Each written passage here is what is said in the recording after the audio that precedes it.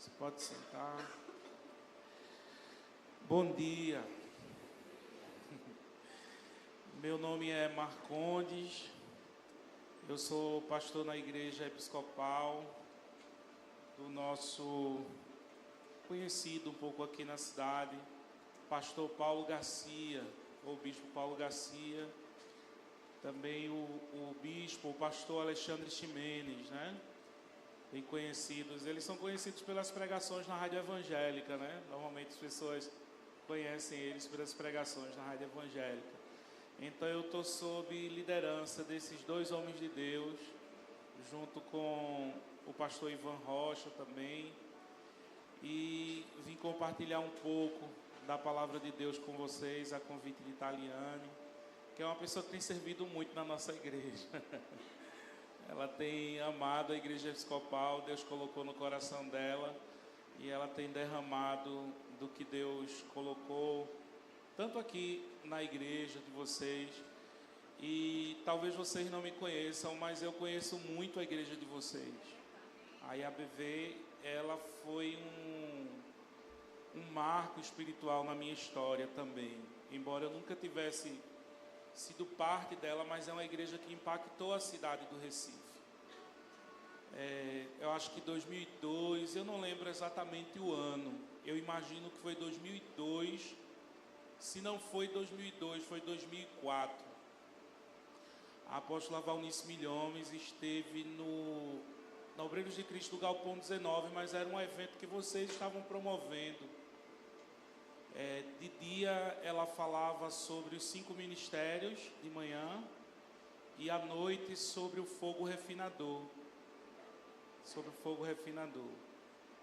E naquele período Deus estava movendo o seu espírito no Brasil inteiro, um movimento de adoração, foi conhecido como um movimento de adoração extravagante, né?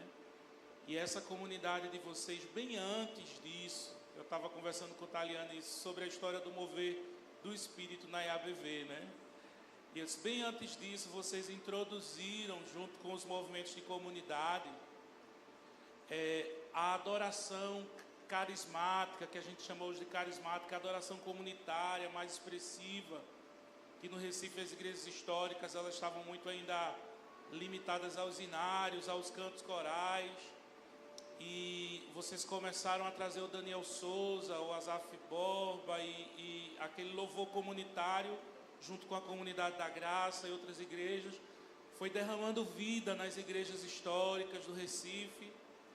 E a gente tem muito que agradecer a vocês, pelo que vocês foram pioneiros, abrindo caminho nessas questões do mover do Espírito, que hoje já é tão comum em igrejas episcopais presbiterianas, mas vocês pagaram um preço lá atrás de serem pioneiros na renovação da adoração. E eu lembro que naquele dia lá, à noite, a apóstola Valnice estava profetizando, ela estava ensinando e de repente ela entrou num mover profético e ela falou algumas coisas, ela apontou para mim no meio da multidão e falou algumas coisas específicas. As pessoas que estavam comigo ficaram assustadas, porque elas me conheciam, mas eu não conhecia a apóstola Valnice.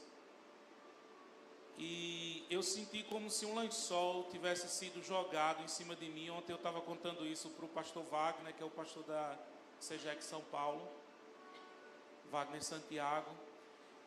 E eu fui lançado, eu nunca tive uma experiência daquela, embaixo dos bancos.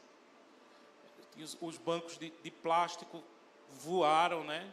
Eu acho que alguns irmãos talvez tivessem pensado que eu estava até endemoniado, porque eu fui parar longe, gritando, e ela disse assim, ninguém se assuste, Deus está fazendo isso em todo lugar, Deus está chamando jovens para os 5 ministérios, e tudo isso aconteceu nesse contexto de mover do Espírito da IABV, que é uma igreja que foi abrindo caminho. Vocês não precisam e nem devem se envergonhar da história de vocês, do mover do Espírito. eu sinto que devo trazer essa palavra do Espírito de Deus para vocês. Vocês não precisam, não imagino que vocês fazem isso, mas se vocês forem tentados a isso, vocês não precisam se envergonhar de sua história no mover do Espírito. Vocês não precisam anular aquilo que o Espírito de Deus colocou sobre vocês. Essa unção profética na área do louvor e da adoração, da unidade da igreja do Recife e da conquista dessa cidade pela intercessão e pela adoração. Eu quero trazer uns breves textos da palavra de Deus, e eu estou vendo que o apóstolo Ebenezer está ali. Como é que a gente fica para pregar aí? Como é que a gente fica para falar? Em João, no capítulo 14, eu vou falar um pouquinho sobre o Espírito Santo.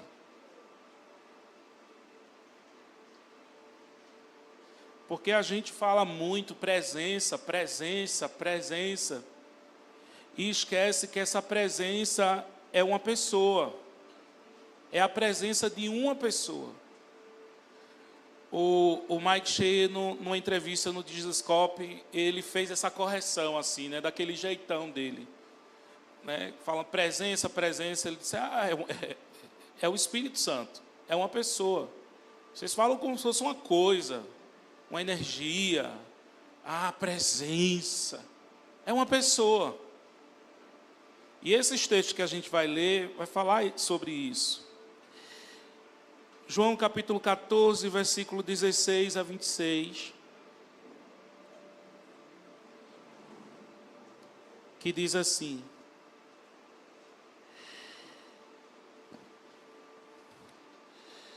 Eu rogarei ao Pai, e Ele vos dará outro Consolador, para que esteja convosco para sempre. O Espírito da verdade, que o mundo não pode receber, porque não o vê nem o conhece. Mas vós o conheceis, pois habita convosco e estará em vós. Não vos deixarei órfão, virei para vós. Ainda um pouco e o mundo não me verá, mas vós me vereis, porque eu vivo, vós também vivereis. Naquele dia conhecereis que eu estou em meu Pai, vós em mim e eu em vós. Aquele que tem os meus mandamentos e o guarda, esse é o que me ama. E o que me ama será amado de meu Pai, e eu também o amarei e me manifestarei a ele. Disse-lhe Judas, não Iscariote: Senhor, por que pretendes manifestar-te a nós e não ao mundo? Respondeu-lhe Jesus: Se alguém me amar, guardará a minha palavra, meu Pai o amará, e viremos para ele e faremos nele morada. Quem não me ama não guarda as minhas palavras. Essas palavras que ouvis não é minha, mas do Pai que me enviou. Tenho-vos dito isso estando convosco. Mas o Consolador, o Espírito Santo, que o Pai enviará em meu nome, vos ensinará todas as coisas e vos fará lembrar de tudo o que vos tenho dito. Amém. Todos os termos que Jesus usa nesse texto para se referir ao Espírito Santo são termos pessoais. Mas a compreensão de que essa manifestação do amor de Deus no nosso coração é uma manifestação de uma pessoa, ela não foi claramente revelada toda de uma vez nas Escrituras. Existe um processo didático de Deus de revelar ao seu povo essas coisas. E esse livro, A Presença Relacional de Deus, eu não gosto muito da ideia de você pegar um tema e fazer desse tema o único fio condutor de toda a interpretação das Escrituras. Porque acaba que você fica forçando interpretações de texto onde não cabe. E movimentos diferentes pegaram ênfases diferentes, palavras diferentes, e tentaram fazer da ênfase que o Espírito Santo deu àquele movimento a palavra-chave de interpretação de toda a Bíblia. E aí a gente vai ter pessoas dizendo que a chave de interpretação de toda a Bíblia é o reino. Outros vão dizer que são as promessas. outros vão dizer que são as alianças, outros vão dizer que são as dispensações. E assim a gente vai ver surgindo sistemas de interpretação bíblica forçando. E se a gente compreender que é só uma maneira de encarar o texto, não tornar isso nada muito absoluto, é saudável. Então a leitura desse livro, ela se torna saudável se a gente vê a presença relacional de Deus como um fio de condutor de interpretação de todas as Escrituras, mas sem colocar isso como um dogma absoluto, para a gente não estar forçando. Em alguns lugares parece até que o autor está forçando mesmo, né? Essa questão de enxergar a presença relacional em cada livro, em tudo, em cada versículo. Mas é muito bom, porque de fato é isso. Quando Deus criou o homem, como disse Tozer, num dos seus clássicos, foi para que o homem fosse sua habitação. O propósito da nossa vida, da nossa existência, é a adoração. É esse relacionamento vivo e pessoal com uma pessoa. E as Escrituras, desde o Éden, vão conduzindo nessa direção. Um dia eu fui visitar uma igreja presbiteriana, bem radical, né? E não tinha nenhum instrumento musical. Eles entendiam que os instrumentos não estavam prescritos no Novo Testamento, então só se cantava capela e salmo. Fiquei ali e tal, mas na hora da pregação da palavra, né, eles são extraordinários, né? O pastor saiu nas Escrituras mostrando como Éden, o jardim do Éden, era um santuário, era um templo. As medidas que foram dadas e tudo que estava ali era um lugar para receber a presença de Deus no encontro com o homem. E que Adão era o sacerdote dentro desse santuário. Depois ele mostra como o homem saiu, foi lançado fora do lugar da presença. E como Deus manda fazer um tabernáculo que é uma réplica do tabernáculo do céu, mas que também lembra o Éden. Porque 2 querubins guardam a tampa do propiciatório, o acesso ao lugar da presença, como os querubins guardam a entrada do Éden, do paraíso. E como Deus mandou desenhar em todo o tabernáculo e depois no templo, folhas, palmeiras, romãs e toda sorte de desenho que lembrava aquele lugar original. Depois ele vai para o templo e por fim ele conclui com a Nova Jerusalém, que tem todas essas características, onde não há templo, porque a própria cidade é o santuário de Deus. E é mais ou menos isso que esse livro vai fazendo, mostrando o propósito eterno de Deus na formação de um povo, uma noiva, uma igreja, uma cidade santa que esteja pronta, preparada para o acolhimento da plenitude dessa presença nela. E tudo parece tão complexo, mas Jesus pega tudo isso aqui e vai afunilar nesse capítulo 14, nos mostrando que a gente pode conhecer essa presença, essa Shekinah, essa presença por trás do véu, de uma maneira mais íntima e mais profunda. Eu rogarei ao Pai e Ele vos dará outro Consolador para que esteja convosco para sempre. O Espírito da verdade que o mundo não pode receber porque não vê nem conhece, mas vós o conheceis porque Ele habita convosco e estará em vós. E estará em vós. Outro Consolador, Paráclito, ajudador, presença sustentadora, presença fortalecedora.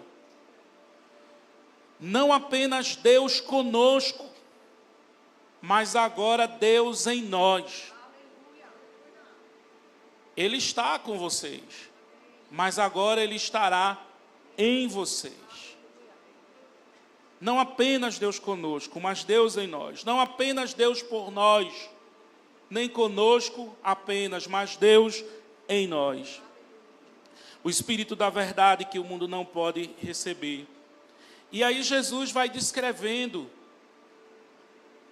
falando sobre a realidade dessa presença.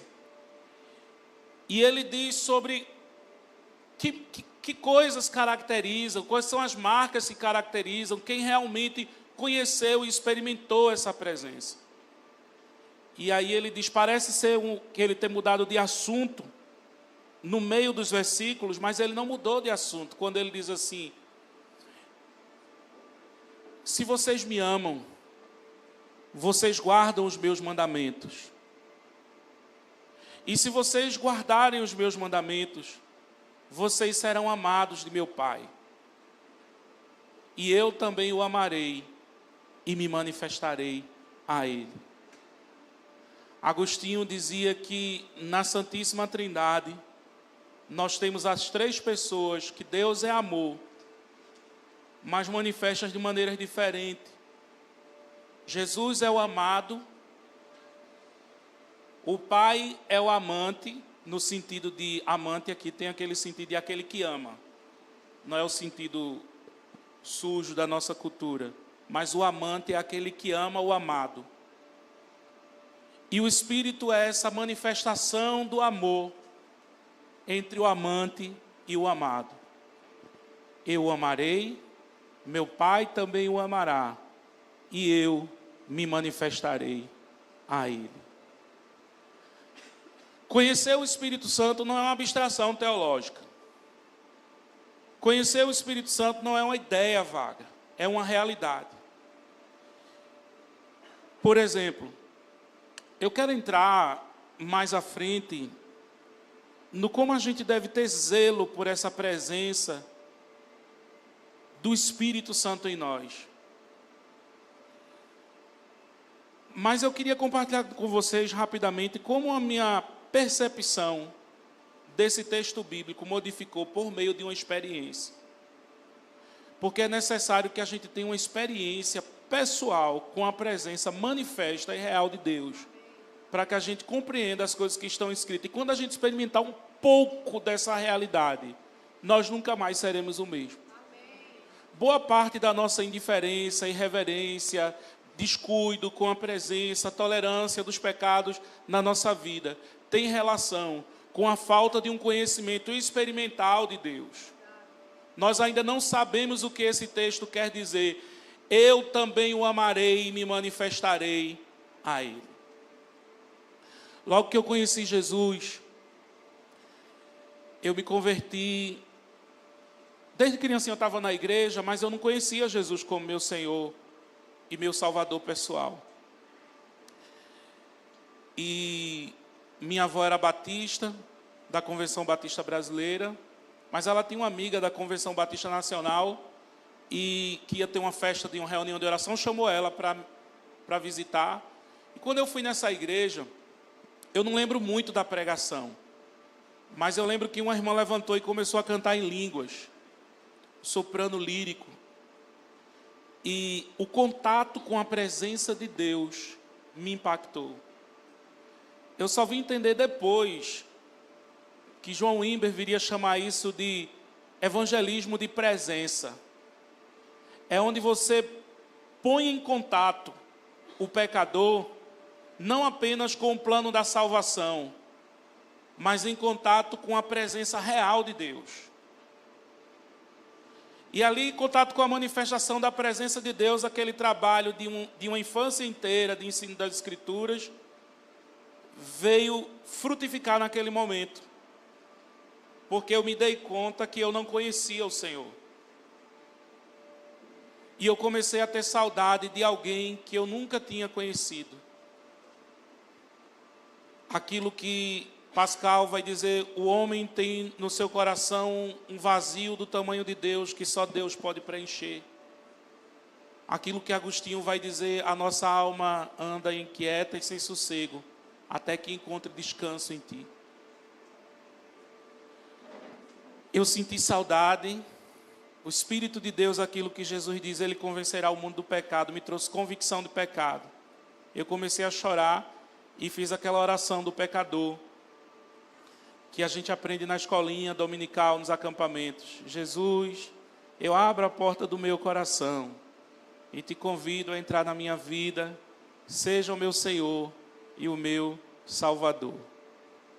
Perdoa os meus pecados. E ali algo aconteceu.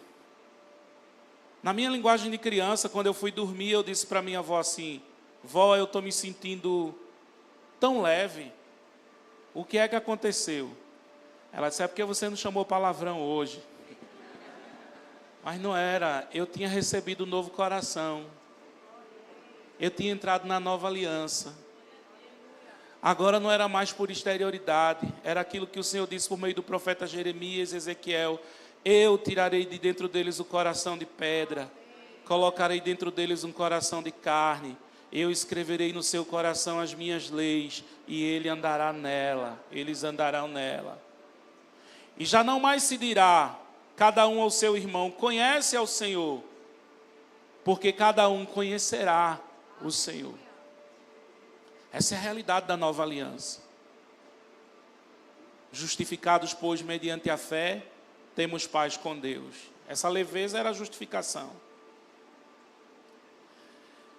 E depois eu fui para a igreja mais próxima da minha casa, era uma Assembleia de Deus, e os irmãos da Assembleia de Deus, pentecostais, me ensinaram a buscar o batismo no Espírito Santo. Tem mais, irmão Marco, tem o batismo no Espírito Santo. Saía a conversão, lendo a Bíblia, devorando a palavra, uma fome, orando. E os irmãos disseram: "Você ainda tem mais, viu? É só isso não." Fui buscar. 4, 6 horas de oração por dia. Círculo de oração na Assembleia de Deus. O irmão começa de 7 horas, 8 horas da manhã, vai até 11 horas, tanca a campa, levanta, ajoelha de novo, de 1 às 2. À noite, a oração da mocidade, todo mundo chega de 7 horas, ora até às 8, levanta, todo dia, buscando.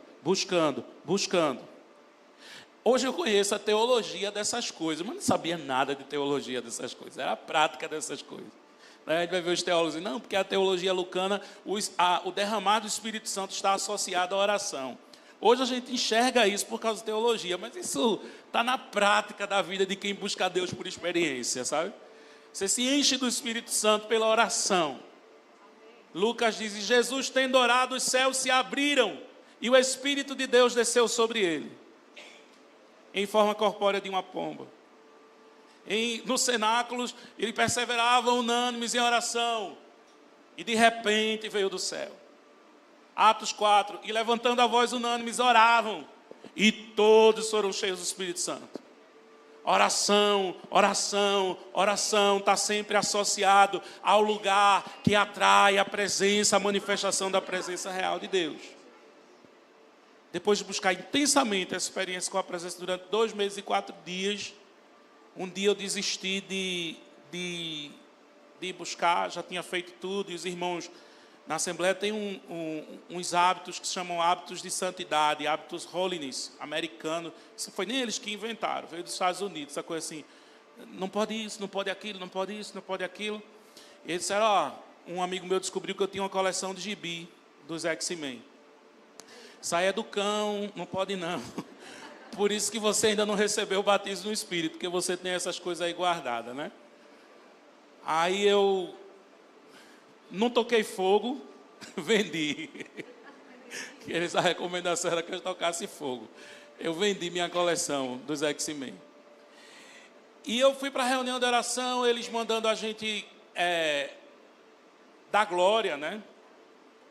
Talvez os missionários tivessem ensinado a eles aquele texto de João, que diz assim, quando Jesus diz: quem tem sede, vem a mim e beba, porque rios de água viva fluirão do seu interior.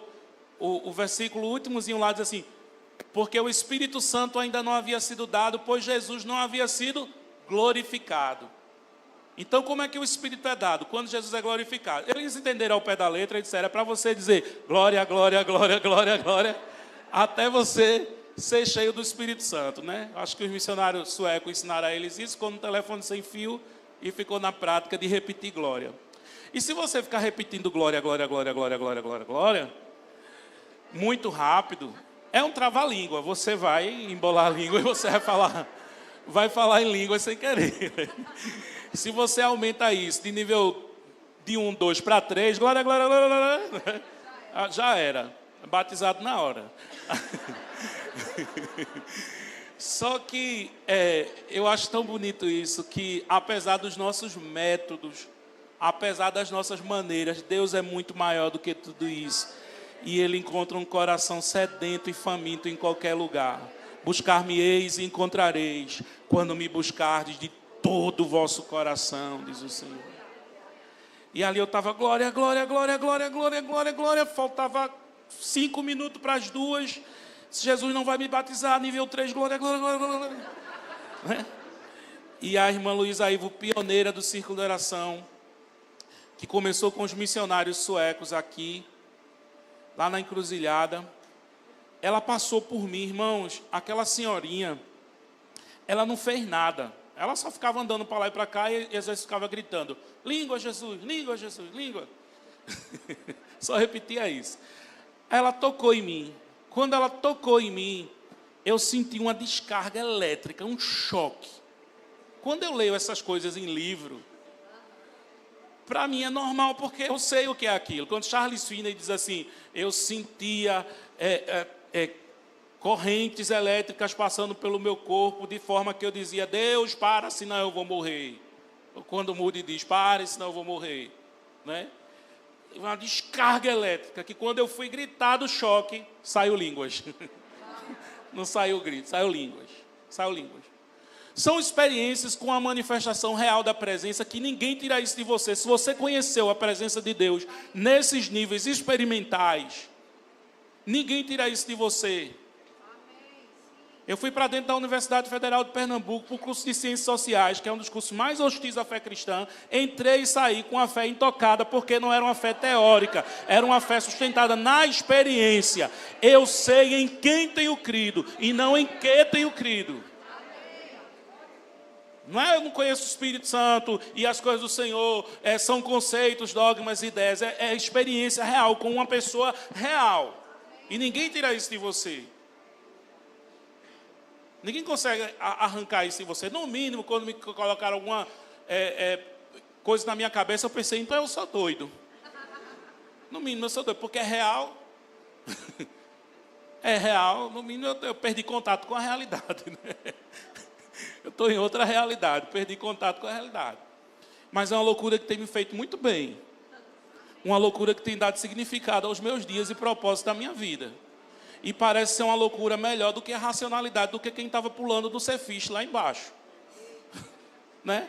Porque a racionalidade daquelas pessoas não estava produzindo vida nem propósito para viver. E a minha loucura estava me dando vida e sentido para viver. Então eu disse, eu prefiro a loucura de Deus do que a sabedoria dos homens. Porque a loucura de Deus é melhor do que a sabedoria dos homens. Mas sobre esse texto, tem uma experiência bem específica que eu tive, que foi muito mais profunda do que a experiência com dons, do que a experiência de salvação. Sobre esse caminho na obediência ao Senhor, sobre aquilo que diz em Gálatas 5, andai no Espírito, vivam no Espírito, e vocês não vão cumprir os desejos da carne. Vocês ainda lutam sobre coisas que tentam dominar vocês, porque vocês ainda não aprenderam essa realidade de andar no Espírito. E na época tinha um movimento estudantil da CRU, Cruzado Estudantil e Profissional para Cristo, fazia evangelismo na universidade, e eles tinham os livrinhos de discipulado chamados Conceitos Transferíveis, Dr. Bill Bright. E um deles era andar no Espírito, como andar no Espírito. E eu descobri que não basta só ser cheio do Espírito, a gente precisa viver uma vida no Espírito. Viver momento após momento controlado pelo Espírito. Algumas pessoas chamam isso de consciente da presença, praticando a presença, vivendo na presença. E que para andar no Espírito, a gente não poderia andar no pecado, ou se anda no pecado na carne, ou se anda no Espírito. Porque a carne milita contra o Espírito e o Espírito milita contra a carne, para que a gente não faça o que deseja. Ou a gente se submete ao controle de um ou ao controle de outro. E tinha uma área da minha vida que eu tinha muito medo, tímido, muito tímido, de temperamento tímido. E eu li na Bíblia que Jesus disse: ide pregai, ide fazei discípulos. E agora? Tem que falar. Não tinha como arrumar aquela desculpa, se necessário use palavras. Né, que não está na Bíblia. Se prega com palavras. Se testemunha falando também. Né? E aí eu li um livro do Dr. Bill Bright ensinando a evangelizar. Testemunhe sem medo. Como testemunhar sem medo. Ele dava todos os macetes, todas as dicas. Pergunta quebra-gelo para você abordar alguma pessoa na rua, fazer evangelismo pessoal. Pergunta quebra-gelo. E o plano da salvação, as 4 leis espirituais. Está certo, estou pronto, né? Memorizei tudinho, decorei. E fui para a minha primeira prática, a caminho da escola, no ônibus. Subo no ônibus, tem um senhor, bem mais velho do que eu, cara fechado, sentado. Era a minha primeira abordagem, né, para alguém que é tímido. E eu fui com muita coragem. Sentei do lado dele e disse: bom dia, tudo decorado. O tempo está maravilhoso, não é? Olhando para mim. Aí o homem nem dava tempo de eu me responder, porque a ideia era que ele interagisse comigo e eu não esperava. Você sabia que Deus o ama e tem um plano maravilhoso para a sua vida? Aí ele não falava nada e disse assim: mas você deve estar se perguntando, se Deus me ama e tem um plano para a minha vida, porque você é um pecador e você está separado de Deus. E você deve estar se perguntando, o cara não está se perguntando nada. Se eu sou um pecador e estou separado de Deus, o que deve fazer? Você sabia que Cristo morreu pelos seus pecados e ressuscitou ao 3º dia para a sua justificação? Aí você deve estar se perguntando, o que devo fazer? Você deve receber Jesus pessoalmente como seu Senhor e seu Salvador. Você quer receber Jesus, orar comigo, recebendo Jesus pessoalmente como seu Senhor e Salvador? Aí ele: não. Eu desci daquele ônibus, ali na Rua do Príncipe. Depois da faculdade de Direito, eu estudava no ginásio pernambucano da Rua da Aurora, eu desci ali. Entrei na Rua da União, paralelo com a Rua da Aurora. Uma alegria no meu coração. Porque sucesso não é resultado. Sucesso é fidelidade, é obediência, é fazer aquilo que Deus mandou a gente fazer. Então, eu fui tomado de uma alegria tão grande, um gozo tão profundo no meu coração, que eu sentei atrás daquele pé que a gente chama de coração de negro, né? Atrás da Assembleia Legislativa. E eu urrava de alegria. Melhor do que bênção de Toronto. Parecia que eu ia morrer. Eu não paguei conferência, cara. Não fui para lugar nenhum. Não fui para Rio, para São Paulo. Eu estava ali, debaixo daquela árvore, de uma graça, de um poder, de um derramado do Espírito Santo, que parecia que eu ia morrer. E aí fez todo sentido o que essa palavra diz: se alguém me ama, ele guarda as minhas palavras. E se alguém me ama, será amado do meu Pai. Como amado de meu Pai, se o Pai amou o mundo de tal maneira que deu seu Filho unigênito. O Pai ama todo mundo. Como Jesus está dizendo, será amado, se guardar os mandamentos. Receberá uma manifestação especial do amor do Pai. Uma manifestação especial do amor do Pai está reservada àqueles que têm zelo pela sua presença. Daqueles que têm zelo por uma obediência ao Senhor, por tudo aquilo que o Senhor diz que se deve fazer. E Jesus dizia: eu também o amarei e me manifestarei a Ele. Você conhece a manifestação do amor de Deus? Dr. Lloyd Jones disse assim: poucas pessoas sabem o que significa esse versículo. Eu me manifestarei a Ele, meu Pai o amará e eu também o amarei e me manifestarei a Ele. E ele diz: domingo de manhã é o horário mais mentiroso da história da igreja, porque as pessoas cantam e dizem coisas que elas nunca viveram, nunca experimentaram. Elas não sabem o que é isso. Eu me manifestarei a eles. Eu também o amarei. sabe teoricamente, mas nunca teve uma experiência pessoal da manifestação da presença real do Espírito de Deus nela. Elas cantam: inteiramente me submeti, e extasiado então me senti. Mas não sabe o que é se submeter inteiramente e se sentir extasiado de ter se submetido inteiramente.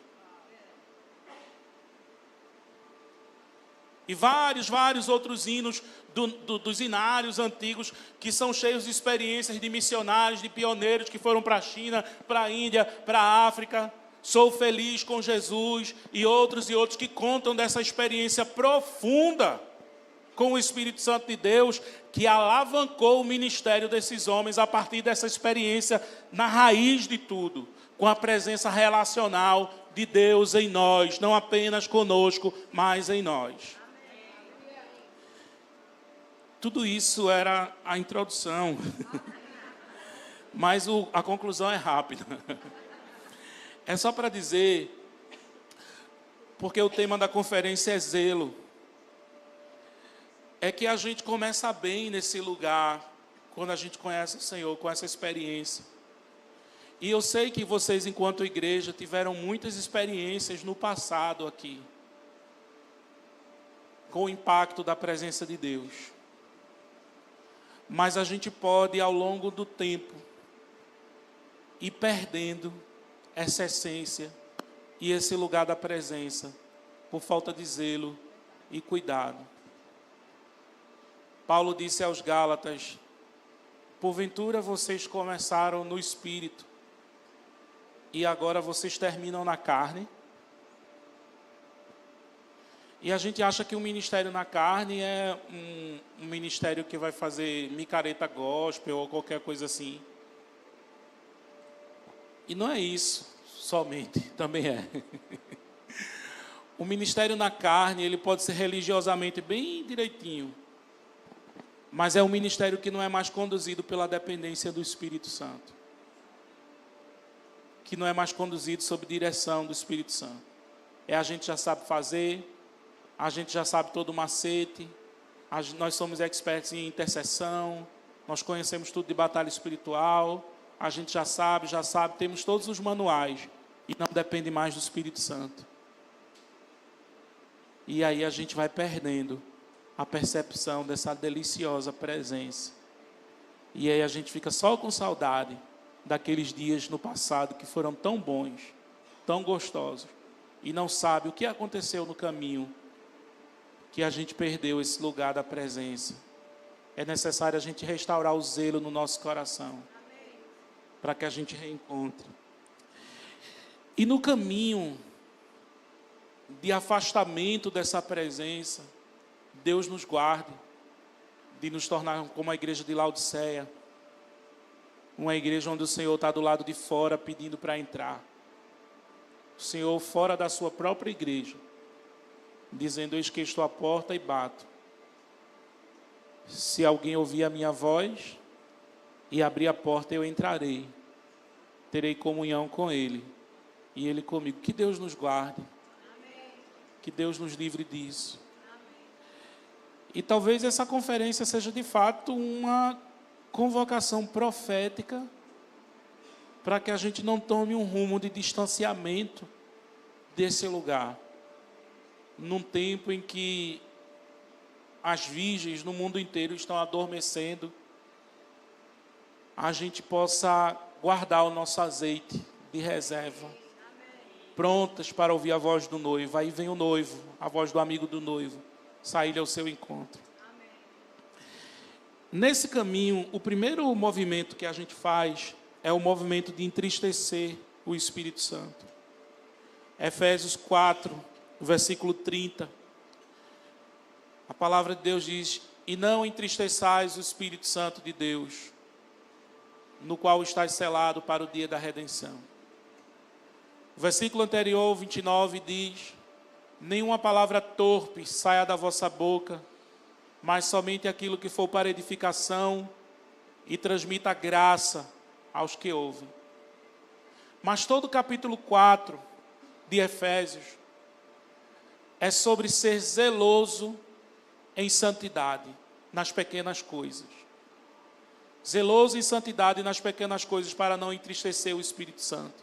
Deixar a mentira, falar a verdade. E todos os outros padrões de santidade, gente, as exterioridades que a cultura evangélica pede para a gente parecer santo, não arranham nem de longe a verdadeira santidade, o lugar que Deus quer levar a gente, que é a transformação do nosso coração. Uma vez a irmã Lídia falou, tinha uma época no Brasil, estava uma febre de batalha espiritual muito grande, e ela estava em Portugal nesse período. E aí o amigo falou para ela assim, ela chama o Espírito Santo de o amigo. Filha, as pessoas enfatizam muito Efésios 6. E elas estão fazendo cursos sobre Efésios 6. Sobre os espíritos territoriais, sobre os principados, as potestades, sobre a armadura. E elas não levam em conta que a carta aos Efésios toda é sobre batalha espiritual. Porque quando chega o capítulo 6, é portanto, visto que, tendo em vista 1, 2, 3, 4, 5, revestivos de toda a armadura de Deus. Então, primeiro passa no capítulo 1 pela compreensão de quem sou em Cristo e a obra de Cristo na cruz e sua ressurreição. Não há batalha espiritual, pelo menos vitória genuína, sem uma compreensão do Evangelho, da obra da cruz, do que foi que Cristo fez na cruz, qual a suprema grandeza do poder de Deus que Ele exerceu em Cristo, ressuscitando dentre os mortos, fazendo assentar à sua direita das alturas, e para isso Ele deu a igreja. Não há vitória sem a compreensão de Efésios 2, pela graça sois salvos mediante a fé, e isso não vem de vós, é dom de Deus, não vem de obra para que ninguém se glorie. E ali vai afunilando a primeira parte, a compreensão do Evangelho, 1, 2, 3, até que vem a prática da vida, que compreende o Evangelho. Vida santa, 4 e 5. Somente então, uma vida santa, cheia do Espírito, que compreende o Evangelho, está preparada para entrar na guerra espiritual. Como todo mundo pulou logo para o capítulo 6, veio o resultado, o estrago. Tanta gente dizendo que ia pisar na cabeça do diabo, e o diabo, desse jeito, sem poder do Espírito Santo, sem compreensão do Evangelho, ficou rindo e só esperando. Quantas ações proféticas a igreja não já fez? Mas sem compreensão do Evangelho e sem andar em santidade. Não é? E a gente não pode entristecer o Espírito Santo. Nosso zelo precisa ser aprofundado para as pequenas coisas. Ser santo em toda a nossa maneira de viver não tem a ver com que é também, mas não é principalmente, porque são fáceis essas coisas. O que deixar de vestir, o que deixar disso, deixar daquilo, mas é muito mais profundo. É uma mudança tão profunda no nosso coração que se traduz no nosso vestir também, mas principalmente no nosso falar, nos nossos relacionamentos. E quando a gente anda no contrário disso, a gente entristece o Espírito Santo. A gente não tem esse zelo da presença.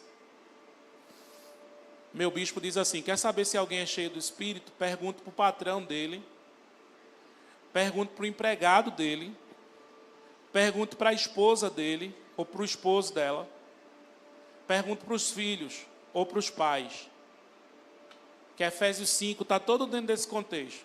Efésios 5:18, enchei-vos do Espírito, aí vem, submetei-vos uns aos outros, vós maridos, vós filhos, vós servos, vós não sei o quê. Se a vida, nossa vida é o contrário daquilo que diz que é resultado da vida cheia do Espírito, a gente não está cheio do Espírito, a gente não está sob controle do Espírito. A gente está entristecendo o Espírito. E nossa teimosia em caminhar nessa direção vai ocasionar um segundo movimento, que é 1 Tessalonicenses 5:19, fala, não apagueis o Espírito. que é um desprezo pelas ações do Espírito Santo na igreja. Isso, olha, quando você vê uma pessoa muito crítica dos dons espirituais, muito crítica da obra de Deus, aquilo ali é só superficialidade. O problema é muito mais profundo. Não começou ali. Começou por uma vida de pecado. O que tem de menino viciado em pornografia, produzindo conteúdo para atacar o mover do Espírito Santo na internet, e o povo ainda atrás?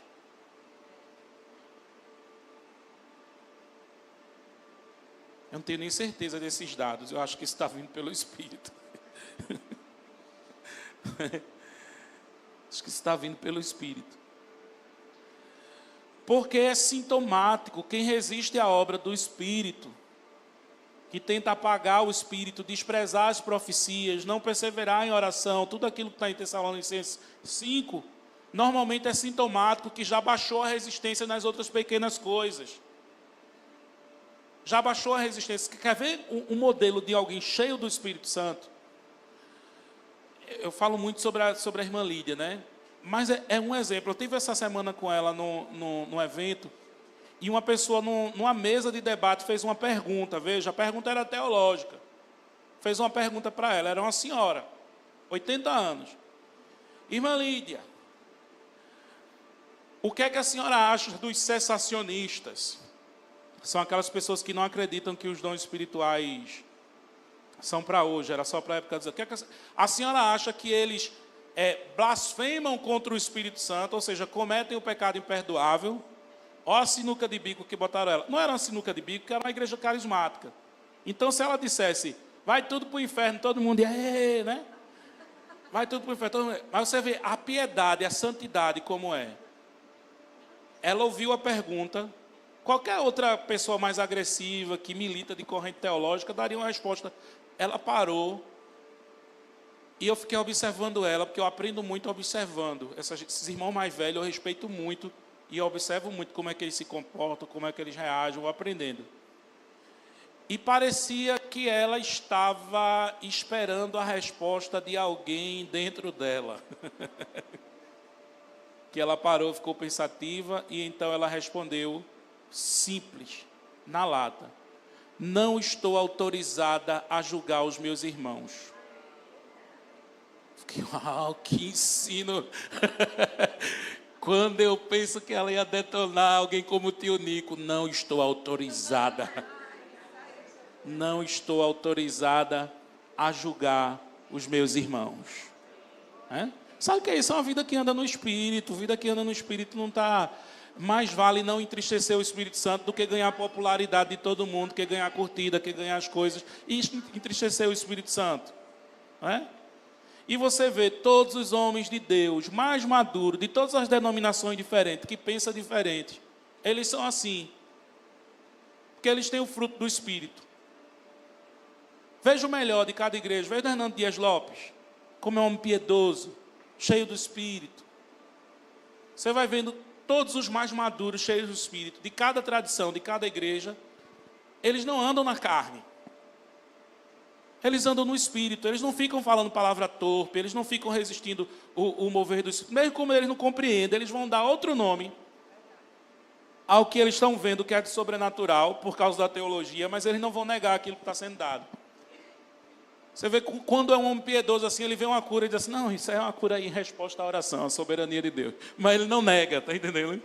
Ele não nega porque ele é piedoso. Porque ele tem o coração correto.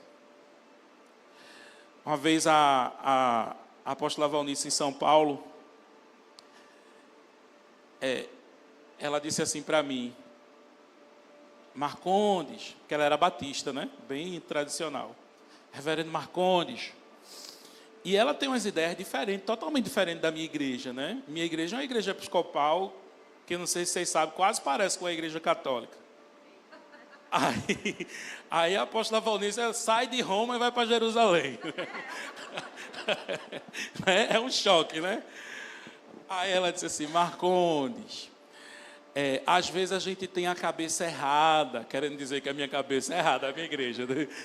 Às vezes a gente tem a cabeça errada, mas a gente tem o coração correto. Se o coração da gente estiver correto, o Espírito Santo ensina a gente que a gente é dócil ao Espírito Santo. E Deus tem pessoas em todas as igrejas com um coração dócil para Ele, com o coração buscando Ele. E a gente tem que ter esse zelo, esse cuidado de não apagar o Espírito Santo, não resistir. Uma vez eu falei sobre isso, sobre apagar o Espírito, e alguns meninos comentaram assim: como é que pode o Deus soberano ser apagado? Tinha gente que nem sabia que isso estava na Bíblia, né? Os caras defendendo a palavra sem saber que isso está na palavra, que esse texto é um texto bíblico. Eu disse, gente, claro que não é literal. Quem vai apagar o Espírito Santo, que é Deus? Não é literal. É uma metáfora para dizer, não diminua a influência do Espírito Santo na sua vida. Não diminua a influência do Espírito, a ação do Espírito, a intensidade da ação do Espírito na sua vida. Não é que o Espírito vai deixar de existir. Mas a sua resposta, a sua reação à presença do Espírito Santo pode ser uma resposta de tentar abafar, conter o mover do Espírito. Terceiro movimento é o movimento de resistir o Espírito. Se o primeiro movimento de entristecer são nossa falta de zelo nas pequenas coisas, o segundo, de resistir à sua ação, apagando, ou seja, diminuir a sua ação, resistir, que está em Atos 7:51, dito sobre os religiosos que resistiam Estevão. Estevão diz, vossos pais resistiram o Espírito Santo. Fala de racionalização. Gente, porque a gente não, quando se afasta, não é assim, pá. A gente começa entristecendo, a gente começa abafando o Espírito. Daqui a pouco, a nossa natureza pecaminosa é tão terrível que a gente está resistindo o Espírito. A gente está criando racionalização, criando argumento contra o Espírito e a favor de uma prática até pecaminosa na nossa vida. Quantos homens de Deus do passado a gente vê construindo racionalizações a favor do pecado hoje, que é assustador, que a gente nunca pensava que aquelas pessoas um dia fossem dizer o que diz hoje. Aquilo não é do dia para a noite não, minha gente. É um afastamento. O final disso tudo, assim eu compreendo, é a blasfêmia contra o Espírito Santo. Que Deus nos guarde de chegar a esse lugar. Porque a blasfêmia contra o Espírito Santo não tem perdão. Porque quem convence o homem do pecado é o Espírito Santo. Se o Espírito do Senhor já não age no homem, o homem não se arrepende. Se ele não se arrepende, não há perdão. Entende? Quando ele vier, convencerá o homem do pecado, Jesus disse. E se já não há mais a ação dele, não há arrependimento. Sem arrependimento não há salvação, não há perdão, não há remissão de pecados. Se você ainda tem incômodo, você está aqui e sente incômodo, dê graças a Deus, é o Espírito Santo agindo. Esse incômodo, esse desconforto, significa a presença do Espírito Santo incomodando, agindo. Para te levar ao lugar de arrependimento. Vamos ser zelosos sobre essas coisas, sobre a nossa vida no Espírito. Nós somos fundamentalistas, eu vou orar, mas só para encerrar. Nós somos fundamentalistas sobre muitas coisas, principalmente sobre os não crentes. A gente é bem fundamentalista, né? Fundamentalista assim, bem radical. Tudo a gente interpreta bem ao pé da letra, quando é para os não crentes. O que é que os não crentes devem fazer ou não devem fazer. Mas quando é para a gente dá uma contextualizada na Bíblia e a gente dá uma afrouxada. A gente não é zeloso quando a palavra de Deus aponta para a gente. Cadê os fundamentalistas da segunda milha? Cadê os fundamentalistas de dar outra face? Cadê os fundamentalistas de bem dizer quem fala mal? Cadê os fundamentalistas de orar pelos seus inimigos? Cadê os fundamentalistas de andar no Espírito? de entender esse texto ao pé da letra, andai no Espírito e não cumprireis os desejos da carne, e ser radical nisso aqui. Isso aqui é o que a Bíblia diz. Eu sou um cristão fundamentalista, eu vou andar no Espírito. Cadê os fundamentalistas de Efésios 5,18? Não vos embriagueis com vinho, onde há contenda, mas enchei-vos o Espírito. Cadê os fundamentalistas de sede fervorosos de Espírito? Lá de Romanos. Então a gente precisa radicalizar, não nas coisas que a gente tem radicalizado, que é segundo a carne, mas radicalizar no Espírito. Porque Satanás, Jesus disse, não expulsa Satanás. As obras da carne não vencem a carne. Só quem vence a carne, quem subjuga a carne, quem domina a carne é o Espírito. Se pelo Espírito, Paulo diz em Romanos, mortificardes os feitos da carne, vivereis. E eu quero viver. Tudo isso que eu estou falando aqui, eu não estou acima de ninguém aqui. É minha luta também. É minha luta diária. Permanecer no Espírito, permanecer em Jesus. Eu recomeço todos os dias. Todos os dias, muitas vezes, fracasso. E volto para lá. Eu aprendi que não é sobre nunca cair, mas sempre continuar, perseverar. Os anos vão passando e uma transformação mais profunda vai acontecendo no coração da gente, porque a gente não desiste. A gente continua, a gente persevera. Todos os dias, diariamente, buscando esse lugar da presença, de uma forma mais zelosa, de uma forma mais profunda. E isso, somente o Espírito de Deus pode fazer no nosso coração. Somente o Espírito de Deus pode nos levar para esse lugar de um desejo de anseio mais profundo. Eu quero e eu sei que é possível. Eu sei que é possível. Alguns dos nossos antepassados na fé foram até esse lugar mais profundo, e eu quero ir para esse lugar mais profundo. Eu não quero ser alguém que somente lê sobre avivamentos. Eu quero experimentar um avivamento genuíno, pessoal e coletivo. Eu quero ser um catalisador dessa presença para outros. Pai, no nome de Jesus,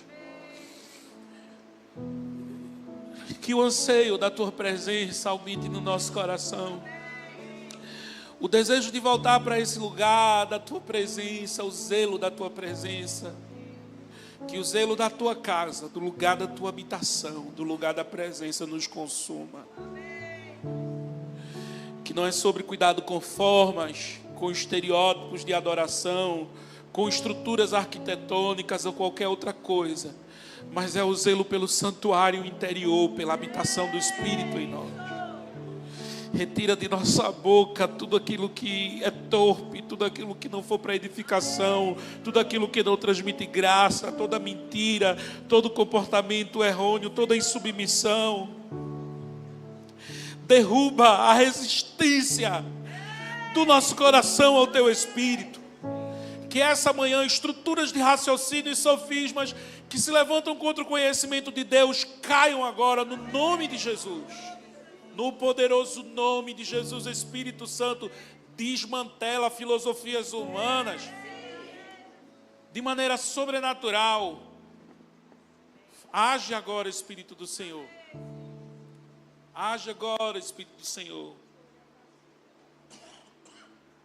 Oh Deus. Oh Deus. Nosso amigo Santo Espírito. Oh Deus. Oh Senhor.